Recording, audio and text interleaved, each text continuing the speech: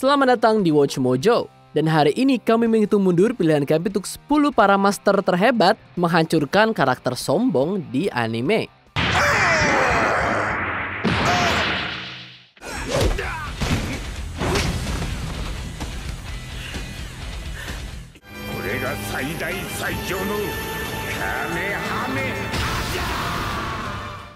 Untuk data hari ini, kita akan melihat saat-saat di mana para master lama mendidik generasi baru dengan menghantam mereka.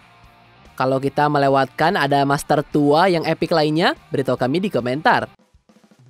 Nomor 10, Orochi vs Doyle, Baki. Mengingat bagaimana narapidana ini baru saja meledakkan dojonya dengan ledakan debu, kamu dapat melihat mengapa Orochi mungkin ingin balas dendam. Tindakan balas dendam yang cepat dan brutal di pihak master seni bela diri, bahkan tubuh Doyle yang berubah tidak cukup untuk menyelamatkannya dari pukulan keras melalui rentetan serangan karate yang mematikan.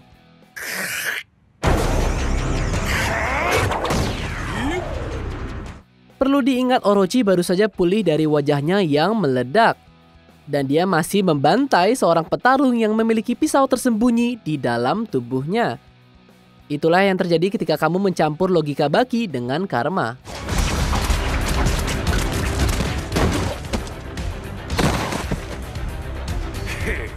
Nomor 9, Master Roshi vs Ganos, Dragon Ball Super. Kakek tua yang ini masih bisa. Setelah menghabiskan bertahun-tahun terdegradasi menjadi petarung latar belakang, Master Roshi akhirnya diberi waktu untuk bersinar di Tournament of Power. Meskipun masih jauh dari tingkat murid-muridnya, Roshi mampu membuktikan bahwa dia masih tahu bagaimana cara mempertahankan diri dia.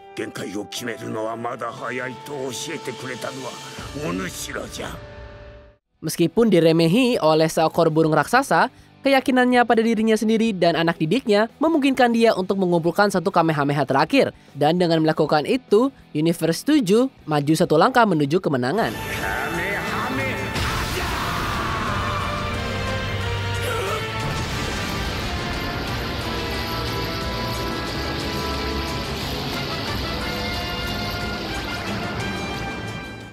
Nomor 8, Sasaki vs Poseidon, Record of Ragnarok.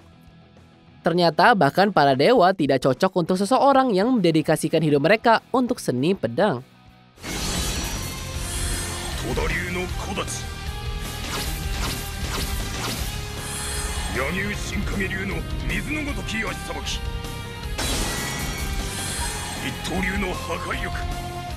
Sambil mempertahankan gelar sebagai pecundang utama dunia, samurai tua itu masih mampu bertahan melawan dewa tanpa ampun. Dengan latihan selama puluhan tahun yang memungkinkan dia untuk memprediksi dan mengatasi serangan Poseidon.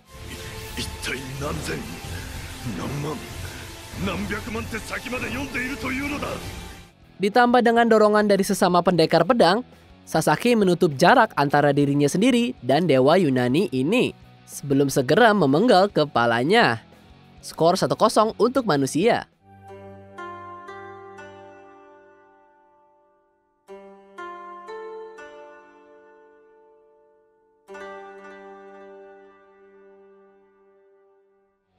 Nomor 7, Kuroki vs Rihito, Kengan Ashura.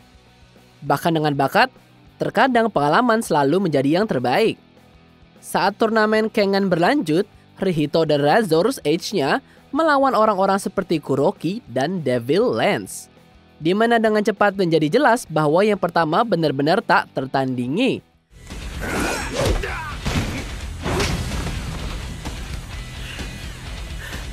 Kuroki benar-benar mendominasi pertarungan ini dengan teknik yang unggul, melumpuhkan Rihito dengan setiap pukulan, dan juga menusuk tubuhnya sehingga penuh lubang.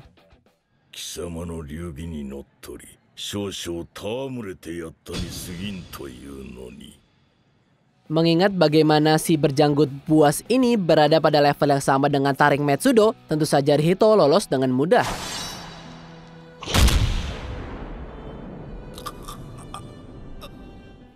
Nomor 6, Yamamoto vs Wonder Wise, Bleach. Kapten Komandan mungkin sudah tua, tapi dia masih Shinigami terkuat yang ada di Gotei 13.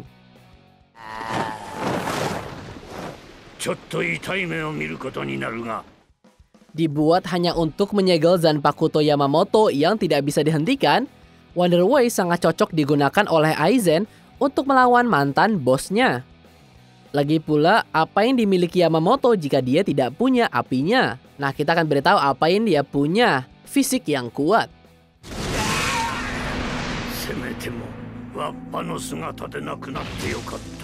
Ternyata Yamamoto punya otot besar di bawah jubah itu, yang memungkinkan dia untuk merobek Arrancar dengan satu pukulan.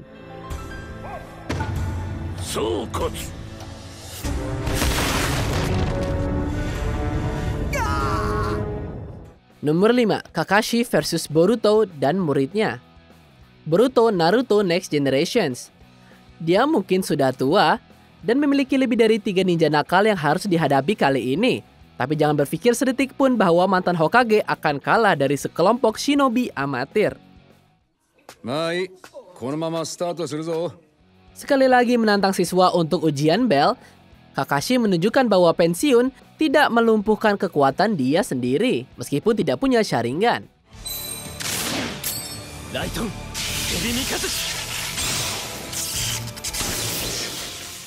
Butuh kekuatan gabungan dari setiap genin hanya untuk berada dalam jangkauan lengan untuk merebut bel dan lulus ujian. Dan bahkan kemudian mereka semua mendapatkan hantaman yang pas dari Kakashi.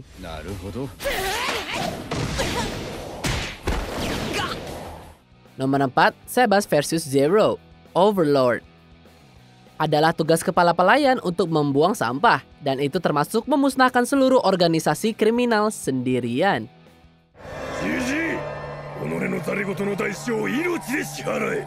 Dalam upaya untuk membebaskan seorang primadona muda yang ia sukai, Sebas menghadapi pemimpin Six Arms dalam pertarungan terakhir. Tapi ini bukan pertempuran sih, karena ini pembantaian satu sisi.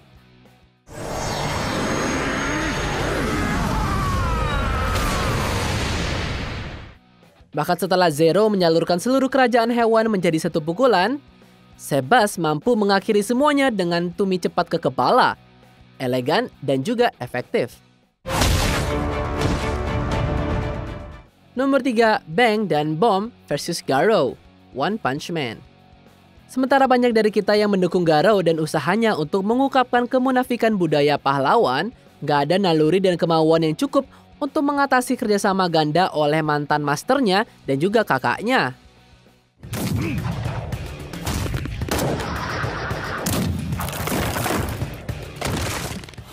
Bahkan dengan sendirinya, Bang dan Bomb mampu memusnahkan monster hanya dengan tinju mereka saja.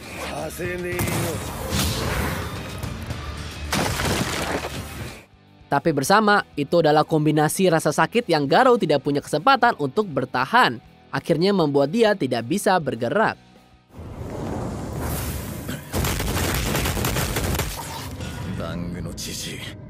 Seandainya dia manusia biasa, pembantaian ini mungkin telah mengakhiri hidupnya.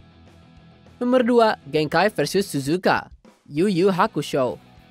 Ini bukan pertarungan sih, karena Genkai benar-benar membantai bajingan malang ini selama beberapa menit. Mungkin salah satu momen paling lucu dari turnamen kegelapan. Genkai tidak segan memberikan pelajaran menyakitkan pada petarung di bawah standar. Pelawak ini dimasukkan melalui neraka beberapa kali. Dengan Genkai yang sudah tua memukuli tubuhnya berkali-kali, menggunakan tulang punggungnya sebagai trampolin dan menata ulang wajahnya sampai tidak bisa dikenali.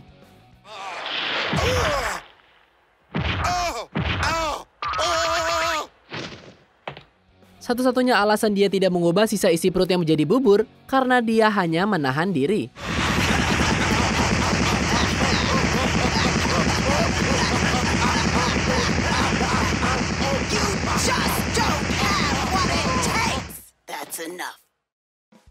Sebelum kita lanjutkan, pastikan untuk berlangganan ke saluran kami dan tekan tombol bel untuk dapatkan notifikasi tentang video terbaru kami. Dan kamu bisa dinotifikasi di semua video kami. Jika kamu menggunakan handphone, pastikan ke pengaturan dan aktifkan notifikasi. Nomor 1, Hakaru versus Kyoya. That time I got reincarnated as a slime. Balas dendam adalah hidangan yang paling baik disajikan dengan pisau di leher.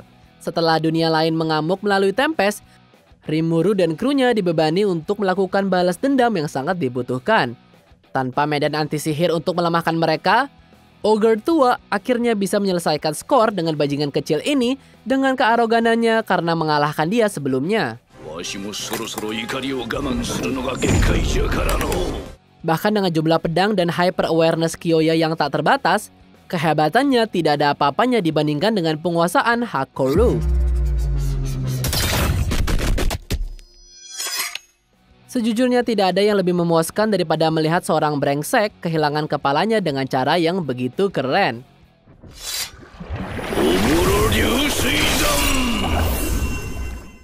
Apa kamu setuju dengan pilihan kami? Jangan lupa subscribe ke Watch Mojo dan nyalakan notifikasi untuk semua video kami.